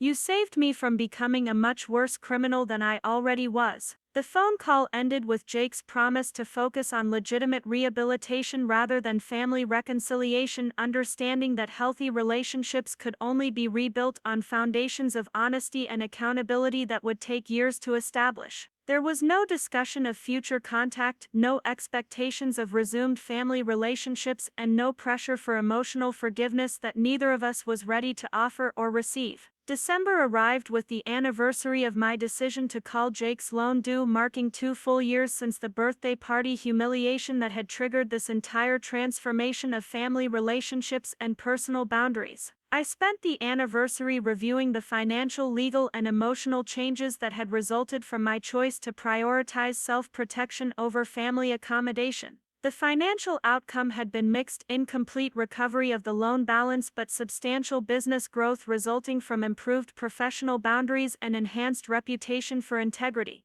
The legal outcome had been successful: protection from criminal liability and establishment of clear precedents for future family financial interactions. The emotional outcome had been transformative development of self-respect, healthy boundaries, and relationships based on mutual consideration rather than one-sided financial support. Most importantly, the experience had taught me the difference between family loyalty and family enabling, between love and financial abuse, between maintaining relationships and accepting exploitation. Tyler's birthday party had revealed that I didn't count in family decisions, but my response had established that I would always count in decisions affecting my own life, finances, and emotional well-being. The transformation from family doormat to self-advocating adult had been painful but necessary, costly but valuable, isolating but ultimately liberating. The relatives who had dismissed my significance had accidentally provided the motivation I needed to discover my own strength, establish my own worth, and create my own definition of family that prioritized mutual respect over financial convenience. As I prepared for whatever New Year would bring, I carried with me the knowledge that being told you don't count can become the beginning of learning to count yourself among the people worthy of your own consideration, protection, and care. Sometimes the most valuable gift family can give you is the clear understanding that their approval isn't necessary for your own self-respect and their rejection isn't sufficient to diminish your own worth. The birthday party where I was publicly dismissed had become the birthday of a new version of myself, one who understood that real family loyalty requires honesty, that genuine love includes accountability, and that the people who truly matter in your life are those who want you to count, not those who profit from your willingness to be discounted. Up next, you've got two more standout stories right on your screen. If this one hit the mark, you won't want to pass these up, just click and check them out.